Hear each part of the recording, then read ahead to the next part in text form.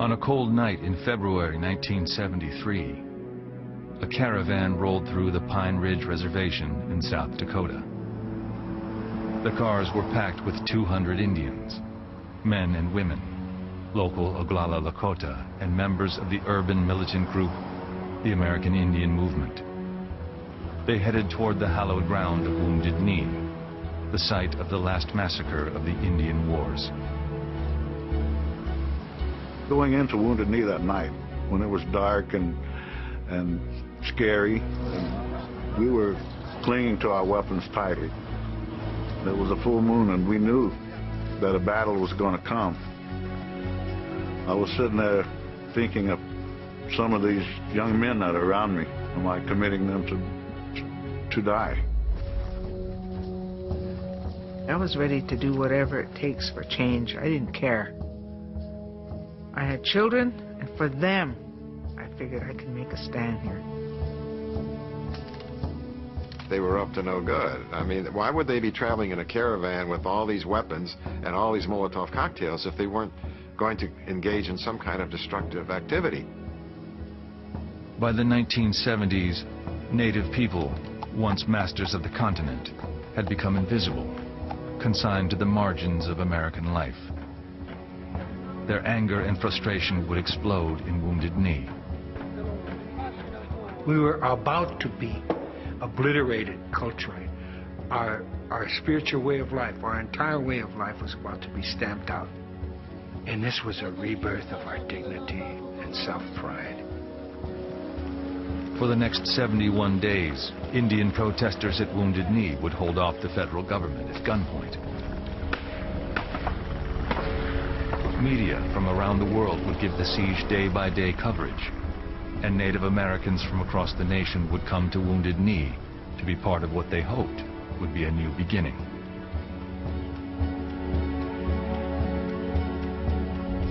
The message that went out is that a band of Indians could take on this government. Tecumseh had his day, and Geronimo, Sitting Bull, Crazy Horse, and we had ours.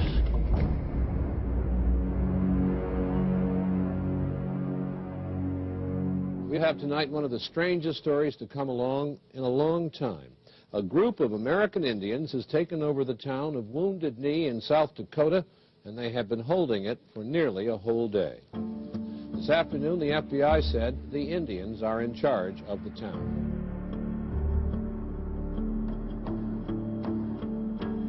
We had just finished eating our dinner, and so I looked out the window and I said, well, for heaven's sake, who opened the store? And they're carrying things out, bringing things out by the carload.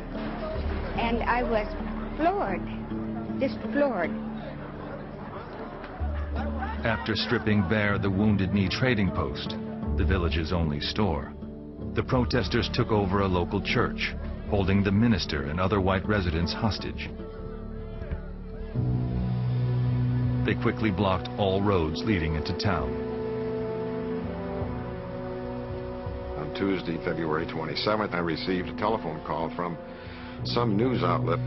I was told that the caravan forcibly took over the village, were holding hostages and causing destruction there.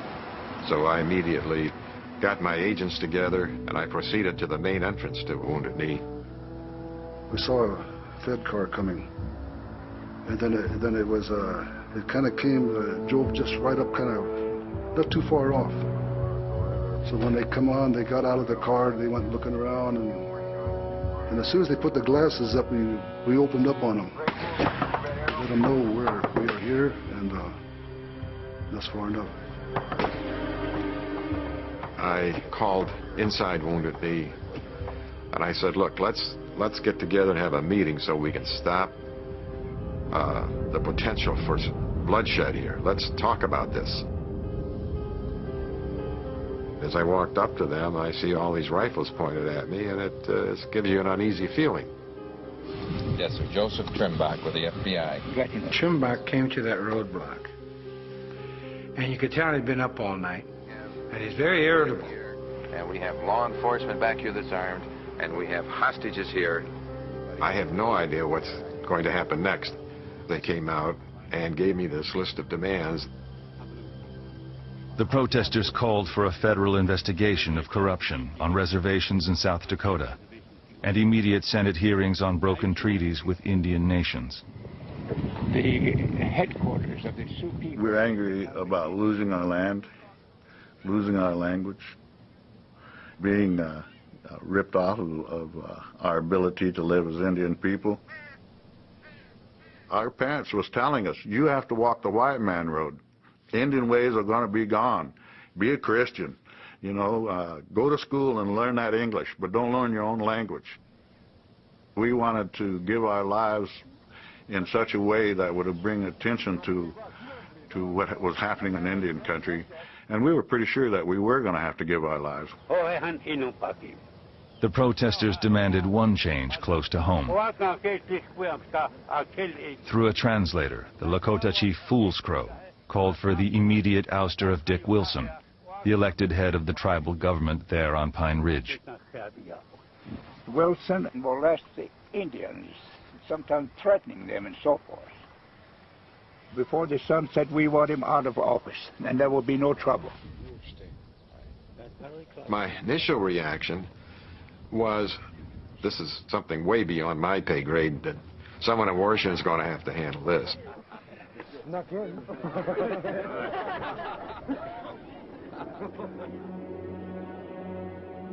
The standoff was unfolding on the Pine Ridge Reservation, home to the Oglala Lakota, not far from where chiefs like Red Cloud, Sitting Bull, and Crazy Horse had once led their people into battle. The Lakota, who Americans call the Sioux, are iconic in American history and the American imagination. These are buffalo hunters who lived in teepees, who were at the battle with General Custer.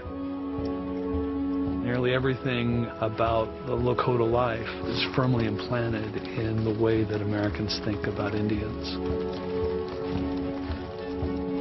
By 1973, the Lakota way of life on the plains was largely in the past. The Oglala Sioux tribal government ran things on Pine Ridge.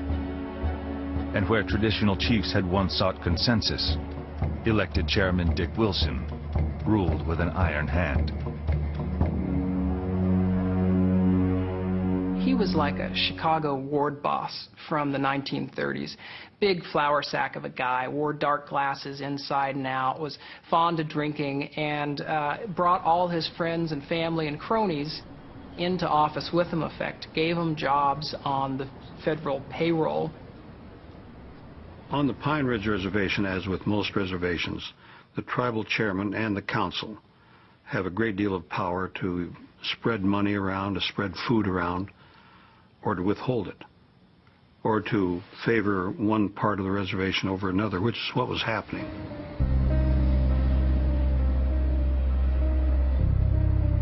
Wilson favored mixed-race, assimilated Indians like himself, and slighted the traditional Sioux who spoke their language, practiced their religion, and remained loyal to the traditional Oglala chiefs. Do you get any help from the tribal council? No. Dick Wilson's the president here. He's the worst one, I think. I mean, he's the, I don't know, he gets the most favoriting. The federal census, I think every decade through the mid to end of the 20th century, show Pine Ridge as the poorest jurisdiction in the United States. So there's poverty, and then there's reservation poverty. When traditional Oglalas challenged corruption in tribal government, Dick Wilson responded with force. He had his own army, which intimidated the full bloods mostly, the traditional people. His goons started beating up the people, and no charges were ever pressed.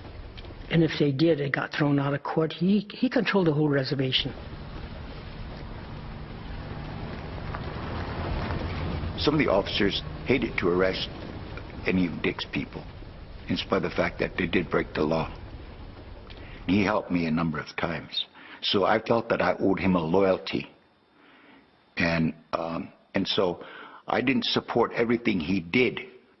But irregardless of what he did, I still felt that loyalty. Well, there's been a lot of accusations made here lately, and one in particular that upsets me is the fact that I am using a goon squad, so to speak. They are respectable and honest citizens of Pine Ridge. And we're all sharpshooters. Come to goon squad. Come in and go and get them. In late 1972, traditional Oglalas came together to push for Wilson's removal. They started a civil rights commission, Oglala Sioux Civil Rights Commission. And from there, they got the documentation of the corruption, of the misuse of funds. They got the evidence. And eventually the civil rights, they had a stack about 1.5 inches thick of all the testimony and violations, civil rights violations. Nobody ever got charged. Prompted by the dissidents, the Tribal Council held impeachment hearings in February 1973. But Wilson intimidated witnesses, strong-armed council members, and managed to survive. Many Oglalas felt they had one last, desperate option. We've always been peaceful and pretty much mind our own business and making our living and raising our family. Law-abiding. Well, I believe that the time has come that we have to commit violence in order to be heard. Now, I don't want to see anybody killed or anything, but the time's going to come when violence might have to be committed in order to wake the people up.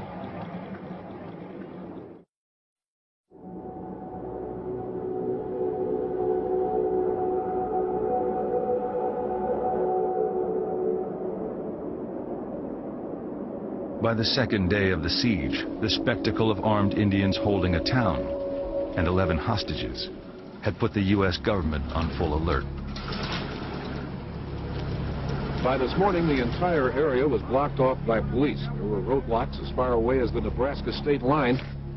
On the far rise is roadblock 1. We have further roadblocks around the perimeter, which encompasses approximately a 15-mile area. The director said, tell Trimbach he can have anything he wants, which was pretty neat because that was like a blank check. So I had agents go up to Rapid City and buy every rifle they could find in the city because we needed them like right now. So they came down and now we at least had rifles for protection instead of just sidearms. The military response is overwhelming. It involves plans using the U.S. Army to put down this rebellion. Clearly there are people within the federal government who see a need to take it to the limit. I was awake and there was a deep rumbling, droning noise. And we were looking around and we were surrounded by armored personnel carriers, APCs. All of a sudden we saw these 2 fighter jets coming and they circled around. And from the south they just came right at us. We thought it was over. That's napalm. Dennis Banks pulled out his pistol and he started firing. Boom, boom, boom, boom. Then they were gone. You know, it was that proverbial last act of defiance. You know, here's that little mouse, and here comes the big, huge eagle, and the little mouse is standing there like this. On the afternoon of the second day, South Dakota Senators George McGovern and James Abourezk arrived. They hoped that if they could resolve the issue of the hostages, the crisis at Wounded Knee could be ended quickly. When they came in, it was very newsworthy. They came in with the news media. That's how the networks got in. And they said, we want to see the hostages. I thought it was a deterrent. The agreement I'd had with Russell Means was that if we landed at Pine Ridge, he would release the hostages. I have an indication through an intermediary that they will release part of the hostages. And I said, well, where are the hostages? You're supposed to release them. You agreed to release them. So they're standing over there. So I went over and I said, you folks, we rescued you. You can leave now. But not anywhere. If you wanted to leave the Wounded Knee area, could you go? We're sitting there on pins and needles. Asked Chenbar. We had the people with them and said that they can leave. And Mrs. Gildersleeve, the matriarch, we're not hostages. We're going to remain here. It's your fault that these Indians are here. Have you listened to them? You know, we're not leaving because you'll kill them if we leave. Once they realized no one was being held hostage, the senators hoped to persuade the protesters to stand down by offering to convene hearings on their concerns sometime in the future. We knew that a put-off, a stalling tactic would happen once there was no threat to any other lives other than Indian lives. You are going to walk away from here and say, after a while, Dokshala, you know? And we're not going for Doksha anymore. We're not going for later anymore, Senator. I told you over the phone that I've bet, and everybody here and down there have bet with their lives. AIM decided that their strategy would be to confront the government and try to win the public relations battle. Prior to that time, being a Mr. Nice Guy didn't really work with the government. They didn't give a damn. So that's the reason that AIM thought this was the way to do it. 250 armed U.S. personnel now surrounded the village of Wounded Knee. I felt good. This is why AIM was alive. This is why we came to be. To stand up against the FBI, stand up against the U.S. Marshals, stand up against goons, you know, tribal police. And inside, we've got freedom. Don't let nobody in.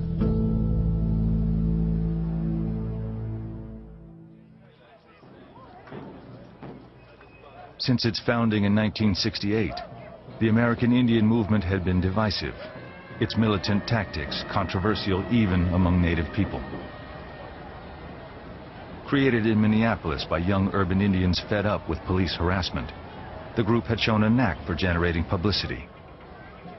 Members had seized high-profile symbols, Plymouth Rock, the Mayflower, Mount Rushmore, and in November 1972 had occupied and vandalized the Washington headquarters of the Bureau of Indian Affairs. Weeks later, in early 1973, AIM took its campaign into the reservation border towns of South Dakota.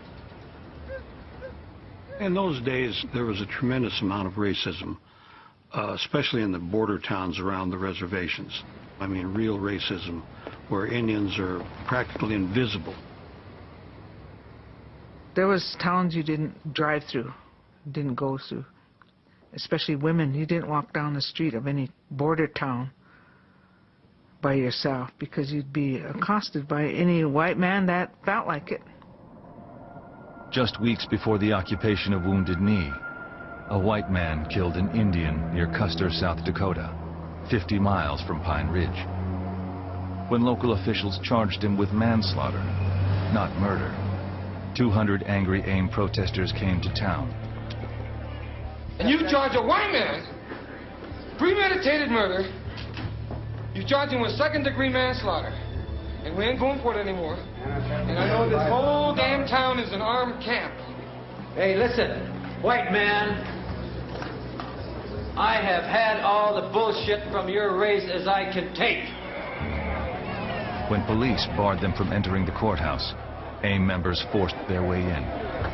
Open them doors up. Go in, go in. Just as we walked in through the door, then we were attacked by law enforcement.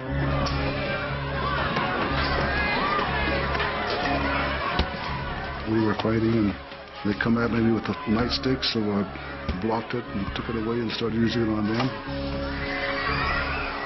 I know I was right on the steps, and things were happening. We bloodied the guy, we took the helmet away, we bloodied him up.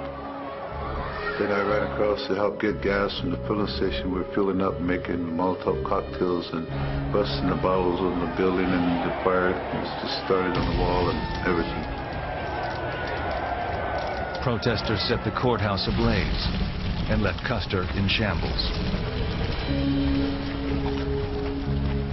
There was absolutely an element in AIM that considered itself a revolutionary organization who were comfortable being around guns, who absolutely loved the idea of AIM being outlaws, who just wanted to get it on. The confrontation in Custer caught the attention of the Oglala dissidents on Pine Ridge. 3 weeks later, when their campaign to impeach Dick Wilson failed, they asked AIM for help. Calling a name is attractive, but it's a roll of the dice. It's a roll of the dice because where AIM goes, chaos often follows, so that when those traditional chiefs bring in AIM, they're doing this in full knowledge that as they go down the road, they don't know exactly what's going to happen. The Oglalas had exhausted all legal options. They believed that to put an end to Wilson's harassment and intimidation, they needed what AIM could offer. AIM can bring bodies, they can bring people. They have the phone numbers of people at TV networks who can get on airplanes and bring television cameras out. None of the established national Indian organizations can do what AIM does. The American Indian Movement's motto was anytime, anywhere, any place. And that was the most important job that we could do, is to be where there was injustice and to confront it. At a crowded community meeting, dissident Oglala's 5 traditional chiefs and AIM representatives finally arrived at a radical plan. Together, they would seize the town of Wounded Knee. They would force Dick Wilson from office and, for the first time in nearly a century, draw national attention to Indian concerns. The Oglala Nation is at a crossroads that can change the course of history for Indian people all across the nation. And I would like to ask that the chiefs listen very closely to what is being said here. There was this hesitation. No one could make a decision, and no one would endorse us. And then the women started to talk. Ellen Movescamp, a founder of the Oglala Sioux Civil Rights Organization, argued in favor of occupying Wounded Knee. This has been going on for a long time before we invited the American Indian Movement here. Because the people were scared, and they are scared of Dick Wilson and all his men. I don't see why all these people come from all over. I don't see why they can't take him and throw him out or throw him in jail or something, the way he's been terrorizing people here on a reservation. And I live in Pine Ridge at that gunpoint, but I'm not scared of them anymore. She was pushing, and she was pushing to spark something, and oh, it did. Finally, Fool's Crow, the oldest traditional chief present, spoke. Go ahead and do it, he said. Take your brothers from the American Indian Movement and go to Wounded Knee and make your stand there.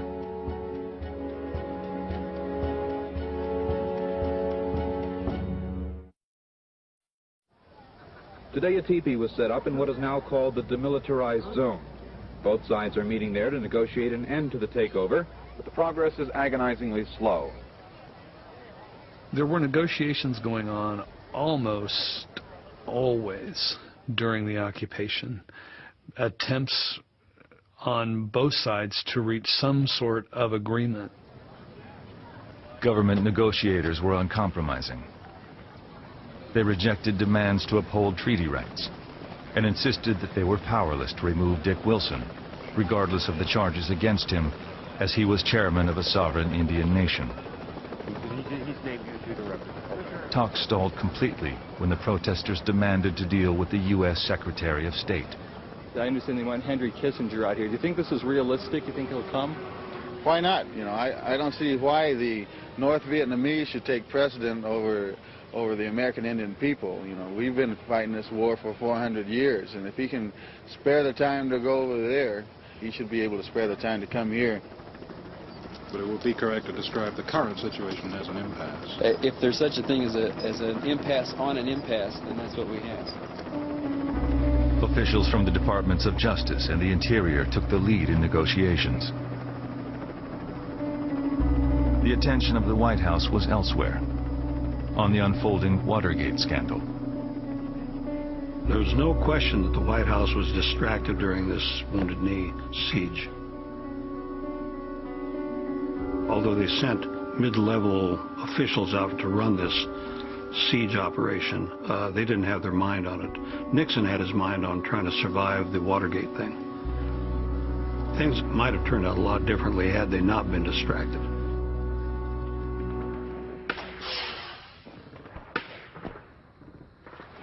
Turn that fucking light out. Within Wounded Knee, the days were relatively calm, while the nights exploded with gunfire. Just take these unarmed men and tell them. Turn that goddamn light out, or I'll shoot the fucker out. They were shooting machine gun fire at us, tracers coming at us at nighttime, just like a war zone. We had some Vietnam vets with us, and they said, "Man, this is just like Vietnam." There was actually a third force at Wounded Knee, in addition to the Indian activists inside of Wounded Knee and the federal marshals and FBI agents surrounding Wounded Knee. And that third force was the Goon Squad. What is the mood among your people at this time? They're very ticked off, What are they doing right now? shining their guns up. As tribal chairman, Wilson wielded supreme authority on Pine Ridge. He erected his own roadblocks outside the federal perimeter. Even U.S. officials had to go through him. As far as you're going? Well, I want him to go in. And You're going to have to get Wilson. Well, then you'll have to get him, because I'm taking him in. And you're who? I'm Wayne Fulton, the director of the U.S. Marshal Service.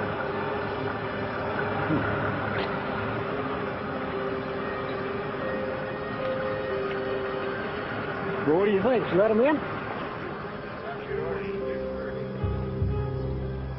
These goons were armed, and they frequently got in between the federal lines and the Wounded Knee perimeter and shot in both directions with the intent of provoking firefights, because they were angry that the government didn't go in and take over Wounded Knee.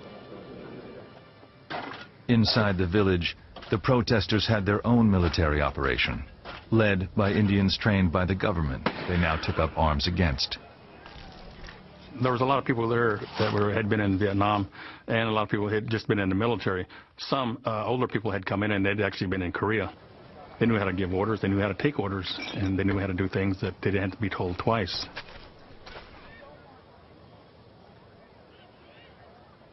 I knew we were making history for our people. It didn't all happen in the 1800s. We're still fighting in the modern day. I mean, that's how I felt, that it was a continuation, and that's why I was not afraid. I was not afraid.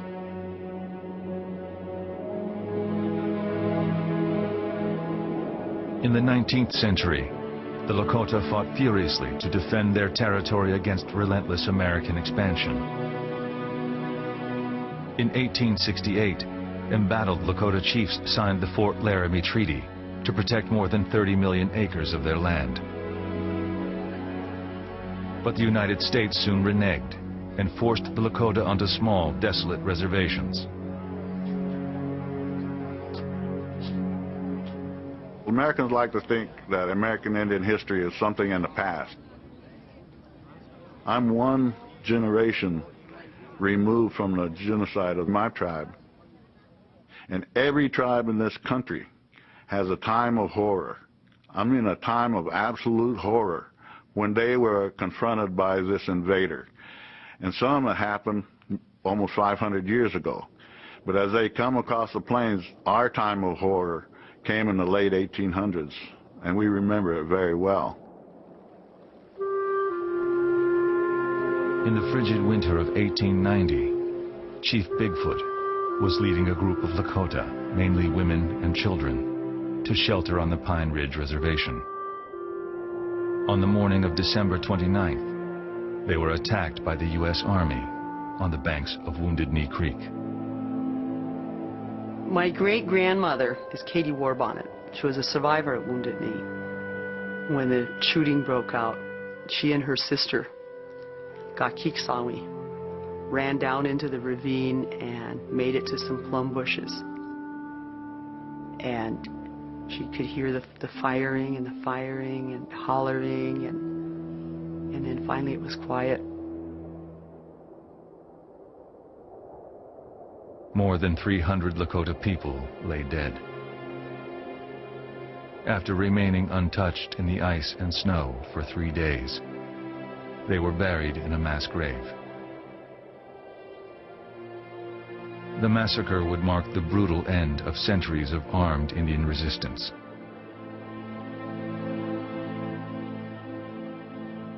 For those who came nearly 100 years later, Wounded Knee was sacred land. I walked over to a gully and I picked up some sage and I went to wash myself and I prayed to those ancestors that were there in that gully. And I said, we're back. We'll return my relations. We belong.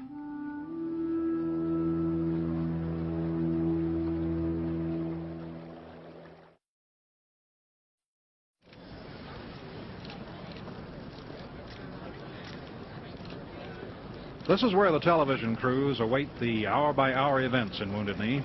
This privileged position is protected by the Indian chiefs. Clearly, the chiefs are anxious that this rebellion and its outcome receive as much publicity as possible. It would have been very simple for the federal forces to go into Wounded Knee and take over. There would have been some casualties, but probably the government would have considered them tolerable. What made it so interesting was that the Indians existed underneath a protective bubble of publicity and shame, because everybody knew that this was the site of the last massacre of the Indian Wars, and the last thing the government wanted to see was a massacre on the same site. 1 week into the siege, all 3 television networks had stationed reporters in Wounded Knee. Polls estimated that more than 90% of Americans were following the crisis on the nightly news. If they came and killed all of us, it would be recorded, and it would be seen by the world, where the 1890 massacre wasn't. And if they didn't, if they decided, that media was there, so they don't want to murder all of us, well, then the media is there to tell our side of the story.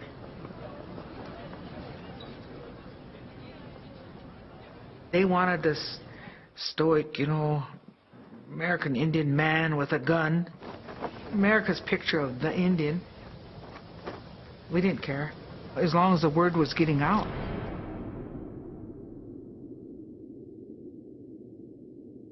Après 37 jours de conflit avec les autorités fédérales, les Sioux de Wounded Knee dans le Dakota du Sud. There was a lot of folks here. A lot of foreign press were here. And they made it out to be kind of a cowboy Indian adventure, More people wanted confrontation. That seemed to attract the viewers. You guys get up so tight and start panicking, you get down on the press. Hell, we want them to film this bullshit. They all heard them fire first with that open up with automatic weapons. Well, we got to get that film. But we got 22s in our hand against APCs. So don't be jumping on the press. The news out of South Dakota held Indians around the country spellbound. Some were ashamed by AIM's armed display of defiance, but many were inspired. I left school, and me and another guy left, and we drove in his car from, we were in Central California, and we drove up to Oakland, and from Oakland we drove back to South Dakota. Up until 73, when it started, I was never involved in anything politically. doing with either Native Americans or any other organization. I just felt like I should go up there, and I did. You all are not Oglala Sioux. I'm Chippewa. You're Chippewa. Where are you from? Minnesota. And what about you, sir? Where are you from? Winnebago, Wisconsin. Cheyenne, Oklahoma. And you're not necessarily all members of AIM, huh? We didn't say that. Oh, are you members of AIM? We didn't say that either. We're here to support our Indian people that are in Wounded Knee.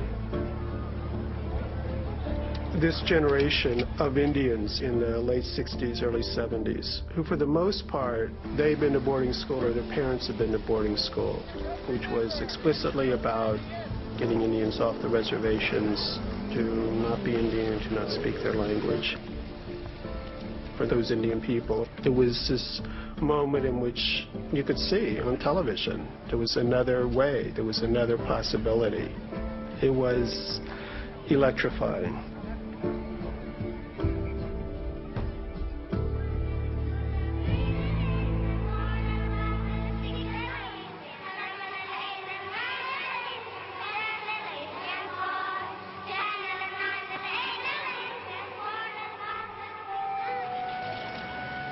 There is one dark day in the lives of Indian children, the day when they are forcibly taken away from those who love and care for them, from those who speak their language.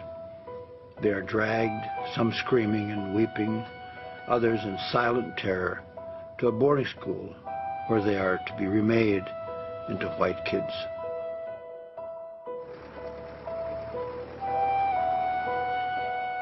By the late 19th century, the Indian Wars were over. The United States seized on a ruthless strategy to assimilate native children to a subordinate place in white-dominated society. Government-run boarding schools. I was 5 years old. My mother was crying and they were taking us off, and my sister Audrey, who also, you know, was like a second mother to me, and a very close friend as a sister. And my brother Mark, they were very sad. Within 2 hours or so after the buses filled up and we were down the road, this is the furthest I've ever been from my home in my life. And then, of course, it turns into evening and we arrive at this place. I ended up in a place where nothing made any sense at all. You know, it wasn't home. It wasn't. I didn't know anything about school. Nobody ever told me anything about school. I didn't even know what the education was. I remember that I wanted to go home. Period. I didn't want to be there. I just wanted to go home.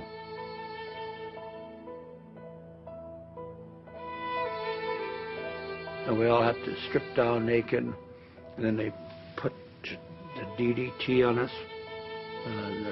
They line us up, they're cutting our hair. You have long hair, you have braids, and then that gets cut off. And I would say within a matter of an hour and a half, we're standing there, all looking alike.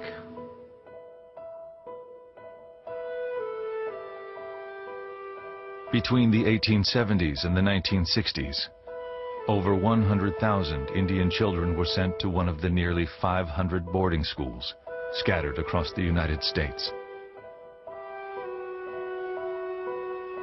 Through the agencies of the government, they are being rapidly brought from their state of comparative savagery and barbarism to one of civilization.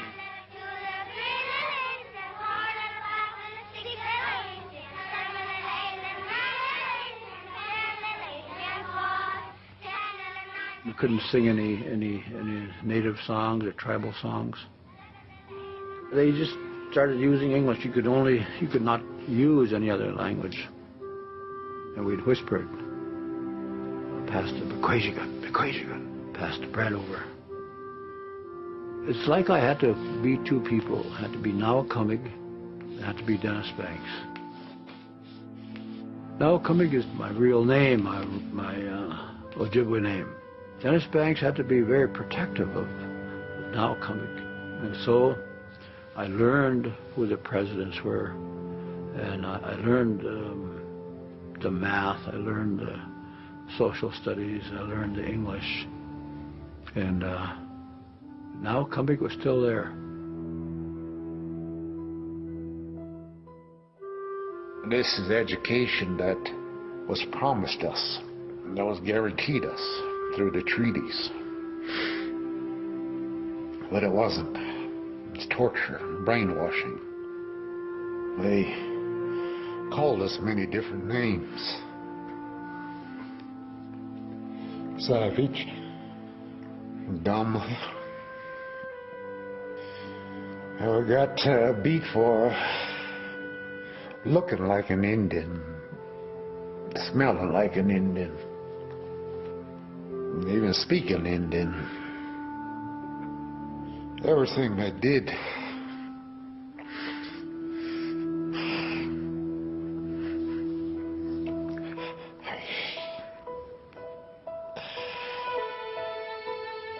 Their de-Indianization program, it failed. But the toll was devastating. It destroyed our family. It destroyed the relationship we had with our mother. I could never regain that friendship, love-ship relationship that I had with my mother. It wasn't there anymore. And that's what, to this day, I keep thinking that, you know, damn this government, what it did to me, and what it did to thousands of other children across this country.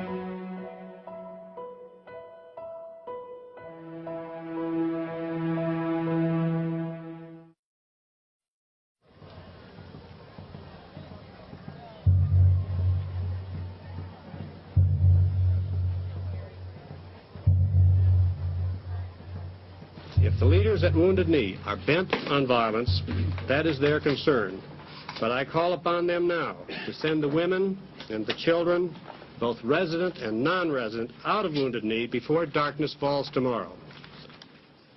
The United States government sent an ultimatum to the people in Wounded Knee that if they didn't leave on a certain day, that they were coming in. They would remove us by force. We are going to reject any kind of conditions that pushes us out of the Wounded Knee area until all of the issues of the Oglala Sioux are met. I told Dennis, just burn it. And at that time, we all started making preparations for making that last stand. We smudged everybody as they came up and painted them. When you go off to war, if you get killed in battle, then the paint will signify that you went there with the blessings of the pipe, and that you will go to the spirit world with great honor. I had this little bitty bag, little bitty fringes on it. I had one bullet in there, and I had a semi-automatic, and I only put one bullet in there, and somebody said, how come one bullet? I said, I'm going to wait, because if I'm going, I'm going to take somebody with me.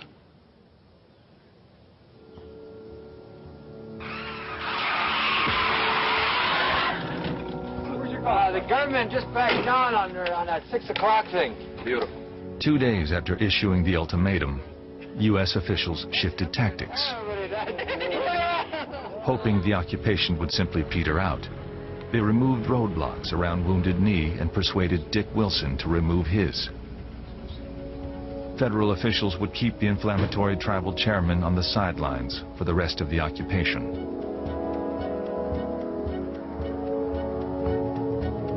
But when the roadblocks were lifted, new protesters and fresh supplies flooded in. On March 11th, revitalized occupation leaders made a startling announcement. The leadership of the Oglala Sioux here present in Wounded Knee have declared Wounded Knee an independent country. From here further, if any spy from the United States of America is found within our borders, they will be dealt stop before a firing squad. The battered hamlet of Wounded Knee was now the independent Oglala Nation. While U.S. officials hurriedly put roadblocks back in place, the new nation asserted its sovereignty. A delegation led by Chief Foolscrow traveled to the United Nations to put the Oglala's case before the world. They arrived almost an hour late. They said taxi cab drivers just wouldn't stop to pick them up. Wearing a medal given to the tribe by the United States government after the signing of the Treaty of 1868, 78-year-old Chief Foolscrow, through an interpreter, explained why the group came to New York. It is our last effort in this trouble. I think we have exhausted all other means of a settlement of the trouble we have at Wounded Knee. The delegation failed to get official recognition at the UN and returned to Wounded Knee. There, inside the borders of the independent Oglala Nation, the chiefs and medicine men introduced Lakota culture to the protesters, many of whom had come from cities and were disconnected from Indian traditions. One of the first things that we did when we got in the Wounded Knee is we built a purification lodge, a Nipi sweat lodge, and everybody was required to go in there and purify themselves and to pray and ask the Creator for help. Everything that we did was preceded by prayer and gathering, smoking of the sacred pipe and tobacco offerings, everything.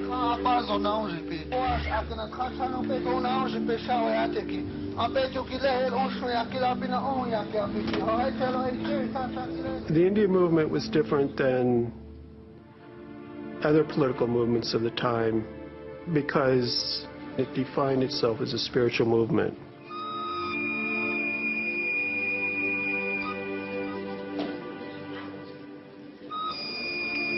Their trajectory, in a way, mirrors what a lot of the Indian world was about, which was trying to connect with traditional knowledge, culture, religion.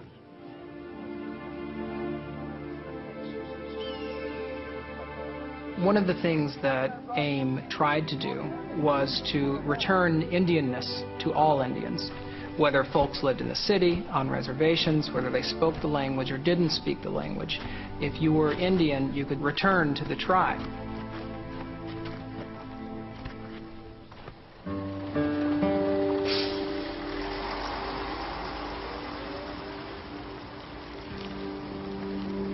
Many of the protesters had left reservations behind, along with thousands of other Indians, as part of the federal government's Indian relocation program of the 1950s and 60s. The government thought one way to solve the Indian problem was to relocate Indians from the reservation to the bigger cities. They couldn't kill the Indians anymore. That was out of fashion by the 50s. So they decided to experiment. They did a lot of experimenting with Indians. Relocation program was one such experiment. It was exciting, relocation. You know, you get to go to a big city and they'll help you find a job, and you'll get to, you know, see the rest of the country. Of course, you weren't forced to go on relocation, but they made it look good. Streets paved with gold. We ended up in Cleveland, Ohio. Over 100,000 Indians were relocated in just 15 years. The government promised to help them find schools, housing, and employment. But for many, the promise rang hollow. They put us in a real dumpy motel, and I was just sitting there thinking, I wonder what's going on at home. I could just see the rolling hills and the small town. They're all just moving and walking and going real fast, and nobody's stopping to look around. That's why we stayed in our apartments or stayed in our rooms. If you went and applied for a job, you better not tell them you're Indian. You better tell them you're French or you're some Italian or some other nationality. You wouldn't get the job. By the 1970s, half of all Indians lived in cities. But the relocation program produced an unanticipated result. It pulled us all closer together. We could always spot each other in the city. So if we'd see an Indian on the street, walking down Market Street, we'd look at each other and we'd just smile and kind of shake our head, or, you know, an acknowledgement of each other. We didn't care what tribe anyone was. We were Indian people. We were a race. The new pan-Indian identity led to the growth of activist groups around the country. The American Indian movement was the most radical. There were a lot of native people that were afraid to stand up. Geronimo demonstrated, man. Crazy Horse demonstrated. And for us, the baby boom generation, circumstances were right. We could raise our voice.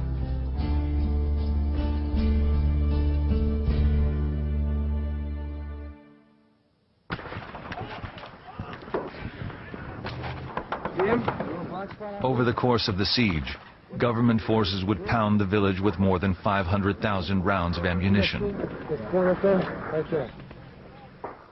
It was inevitable that there would be casualties.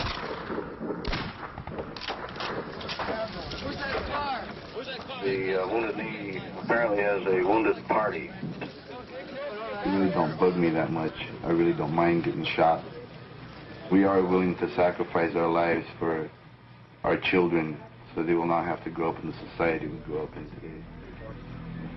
Milo and myself got hit. We knew that no one was going to go through this completely unscathed. There was somebody that was going to get it again.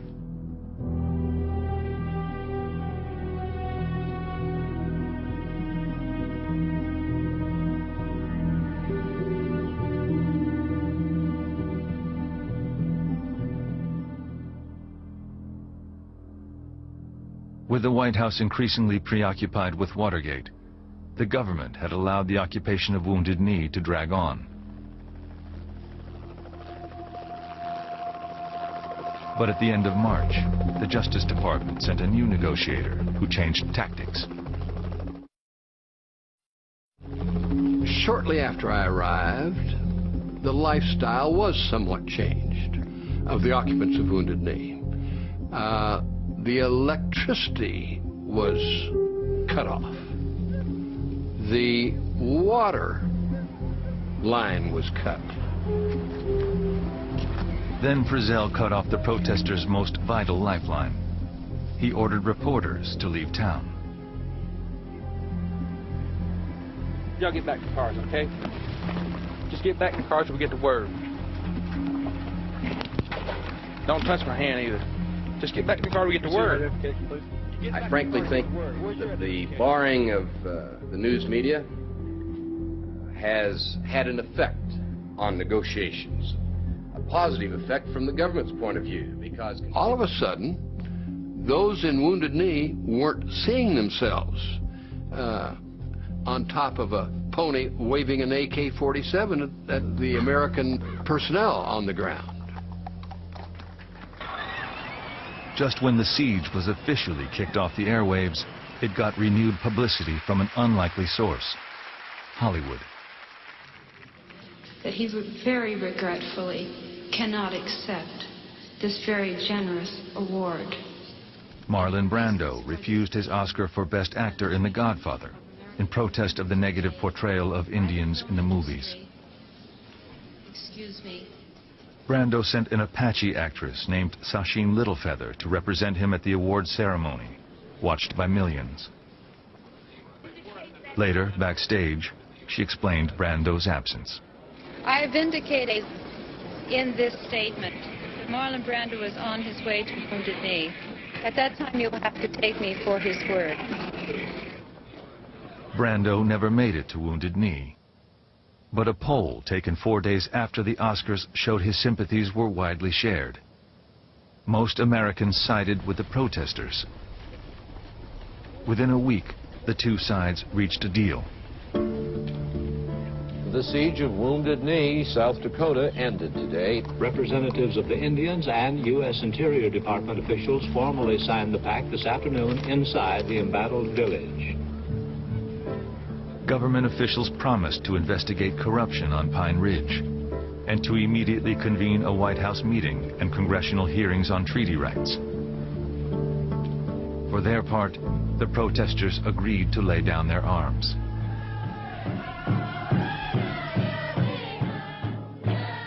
You know, the first thing Indians do is break out a drum. You know, so they started banging the drum and singing victory songs, and everybody was hooping and cheering, and that was a time when we really thought we won. And not only that, we thought that we had survived. I talked to Chief Foolscrow, an elder and a full-blood. I offered him a ride on my helicopter if he could get this young Indian lad to let me ride his pony. He thought it was a wonderful gesture, and I did the same as I galloped off on that pony bareback. Chief Badcobb, Medicine Man Leonard Crow Dog, and Russell Means rushed to Washington for a meeting at the White House. But the deal quickly collapsed over the critical detail of what was to happen first: the White House meeting, or the disarming of the protesters.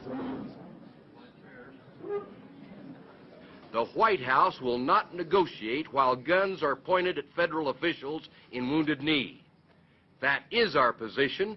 I believe it offers the only hope for a peaceful solution, and I, for one, am prepared to stand by the agreement until hell freezes over. Can we give up our arms? Hello? That is so stupid.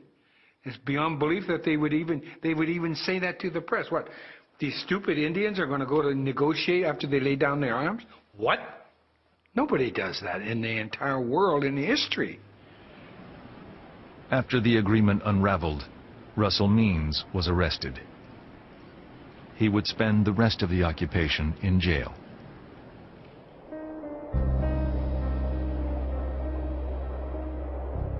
Fun and games, so far as I'm concerned, are over.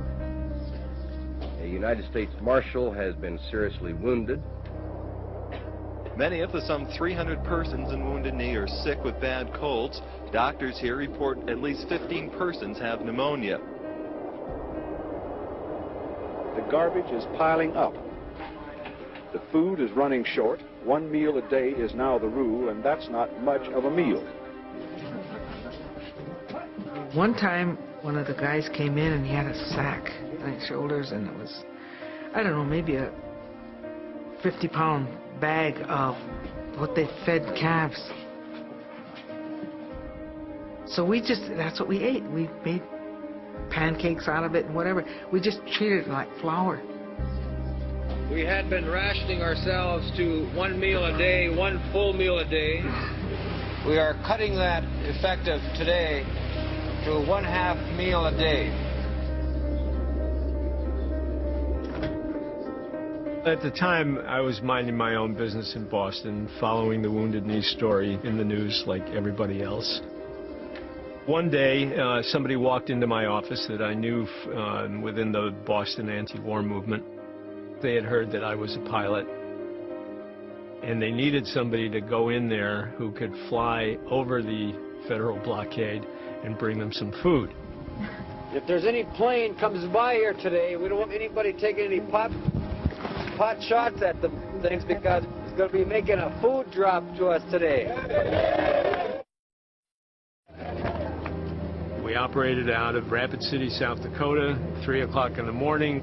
We were over Wounded Knee about 40 seconds, made the drop, and we were gone. And 2,000 pounds of food landed in the village.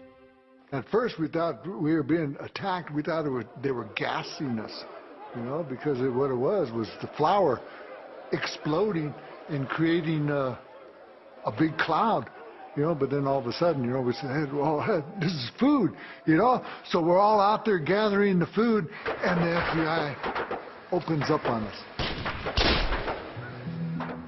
The night before, a man named Frank Clearwater and his pregnant wife had arrived in the village. Clearwater said they had hitchhiked all the way from North Carolina. When he came in, he had his own gun. He had a kind of a big long-barreled shotgun. Looked like he came out of the hills too, you know. She said he was Cherokee, you know. He looked like one of those mountain men.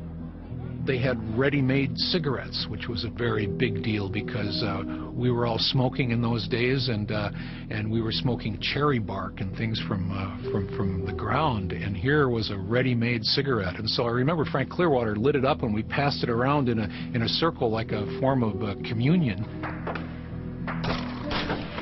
When bullets began to fly on the day of the food drop, Frank Clearwater took refuge with other protesters in a church. As they hugged the floor in an effort to stay out of harm's way, a bullet tore through the plasterboard wall and struck Clearwater in the head. He had been in Wounded Knee for less than 24 hours. A brother named Strawberry had his hand on the back of his head, and he was holding his skull.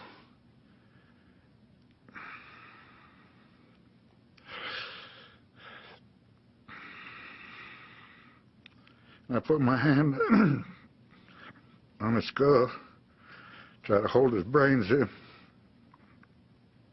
and we took him in the clinic, and they couldn't save him.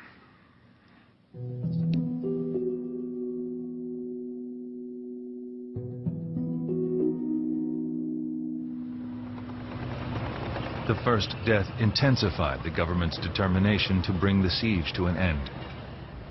In mid-April, a unit was put on alert at an army base in Colorado. According to plans leaked to the press, the government was prepared to move into Wounded Knee with armored helicopters and tear gas. The White House, the Department of Justice, were concerned with the confrontation going on all during the month of May into the summer. The college campuses, I was told, would be emptying out, and all the adventure seekers would be infiltrating Wounded Knee. I was given a 10-day deadline.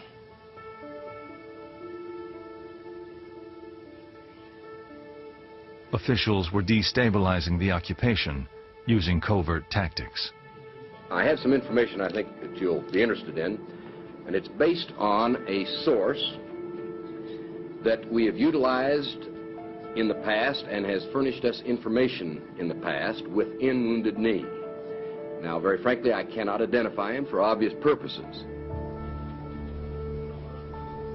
There were almost surely spies within Wounded Knee.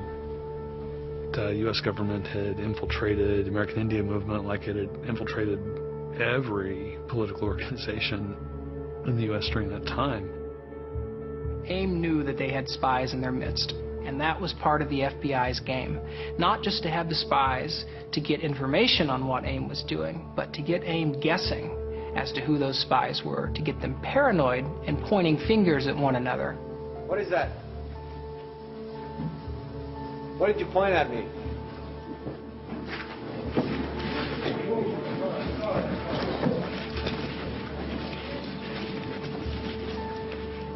One effect of that paranoia inside Wounded Knee is that there are purported cases of people who disappeared and who were thought to have been killed, mainly because people didn't know who they were and who assumed that they were spies. I got daily reports. I got informer reports. This information came to me through the tribal government and through the FBI. On April 26th, Wounded Knee sustained the heaviest barrage of gunfire since the start of the siege.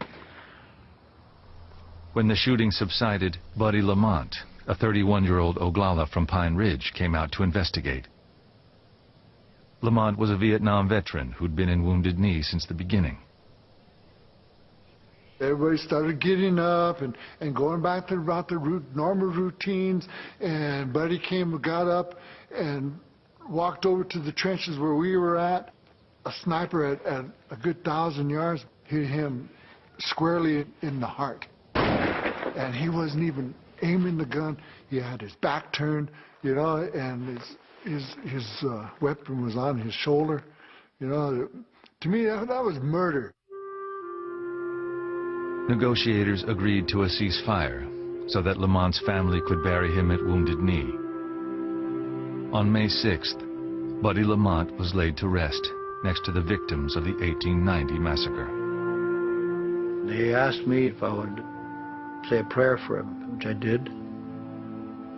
It said 2,000 people came and one remained. Buddy Lamont's death becomes really the final blow to a lot of people inside Wounded Knee, especially the Oglalas from Pine Ridge. He was somebody that everybody knew his mom, and he was there for all the right reasons, fighting for something that he cared about. And for Buddy Lamont to die was more of a tragedy than most people could bear. Fool's Crow and the other Oglala leaders had had enough. Despite AIM's objections, they insisted on bringing the occupation to an end. On May 8, 1973, after 71 days, the siege of Wounded Knee was over. In final talks with the government, AIM leaders agreed to disarm and submit to arrest. But many of the protesters were already making other plans. We asked the medicine man, we said, we want to get out of here. We don't want to leave no weapons here. So he says, we'll have a ceremony tonight and we're going to pray. So we prayed all night long. We sang this American Indian Movement song, an honor song, a memorial song.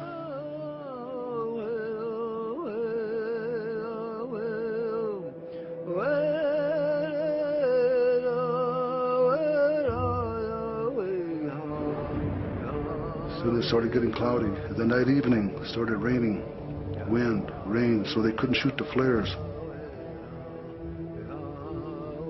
Lots of people walked out.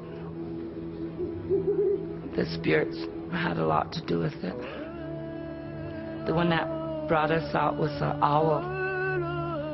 And every time he'd hoot in a direction and then we'd go that way.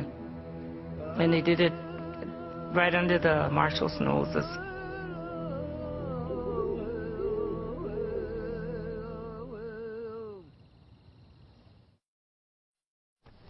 As the protesters fled Wounded Knee, a triumphant Dick Wilson toured the remains of the town.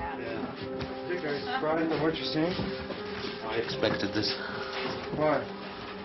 They're hoodlums, clowns. This is the way they live. Not only was Dick Wilson still firmly in charge, he would exact revenge on his opponents as the federal government looked the other way. The Oglalas don't like what happened. And if the FBI don't get them, the Oglalas will. We have our own way of punishing people that way. Shooting on the reservation? You said it. We'll take care of them. After Wounded Knee was a period of time that the dissidents called the Reign of Terror. It was a time when Dick Wilson truly unleashed his forces on the folks who had supported Wounded Knee. In the 3 years following the siege, 2 FBI agents and more than 60 AIM supporters were killed, giving Pine Ridge the highest per capita murder rate in the country. As the reservation spiraled into violence, the government went after AIM in the courts. One thing that Wounded Knee gave the federal government an excuse to do was to try to litigate the American Indian movement out of existence. You and your bunch of hoodlums take over down there, you destroy people's property, Within months, more than 500 indictments were brought against AIM members, most on minor charges that were later dismissed. They succeeded in tying up AIM in court, and AIM at this point, with all those resources going into court, lost its way. AIM fell into disarray and violent infighting, and would never again have the impact it had in 1973. But the hopes inspired by the siege would echo in the decades to come. Despite the chaos that followed in its wake, Wounded Knee would prove to be a turning point in the history of Native people. We need to let the rest of the world know what was going on. 2 states over, they had no idea about Indian people. We were just invisible. We were the ones that kicked the doors open on the Indian issue and let the world see.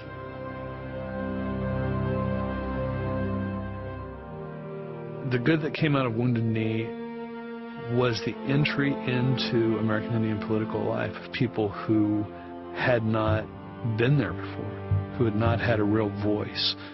People learned they could tackle problems, create opportunities, and I think that coming out of Wounded Knee, people knew they could make a difference.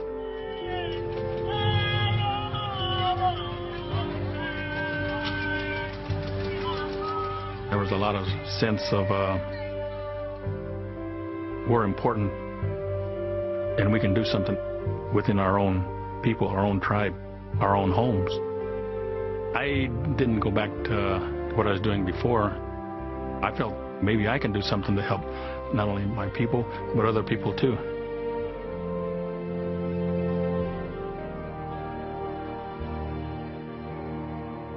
Native activism would spur the revitalization of Native cultures. In the years following the siege at Wounded Knee, Indians would create tribal schools and cultural institutions charged with preserving Indian traditions and passing them on. In the late 60s and early 70s, these were still emerging ideas about reconnecting with traditional culture, language, religion. That was starting to happen. But this became the majority sentiment in the space of just a handful of years. It was really about identity. It was about affirming we're still here, we want to be here, and we want to be here on our own terms.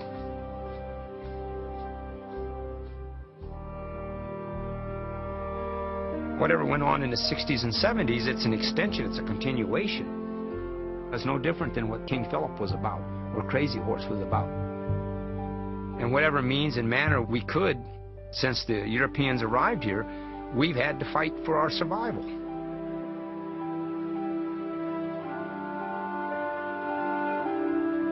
What the 1973 occupation did was people started saying, hey, we're Indians.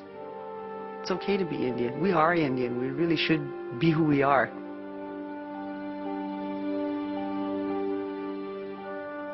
The struggle that we have in the 21st century is to remain ourselves. Every one of us has to do our part to remain Lakota, to remain Indian, and to teach our children, to teach our grandchildren, and make sure that there will be children sitting in Sweat Lodge, standing at the Sundance in 1,000 years.